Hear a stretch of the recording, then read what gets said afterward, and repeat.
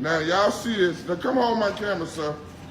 Now y'all see when a white man walks through this door at Kroger's, it does not beep on him. As soon as a black man goes to the bathroom, now he's smart enough to cut it off.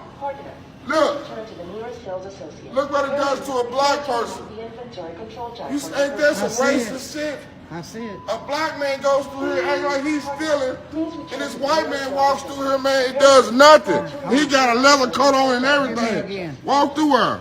Now here this man got a leather coat on and everything. Does absolutely nothing to him because he's white. Are y'all seeing this happening in Kroger's, man?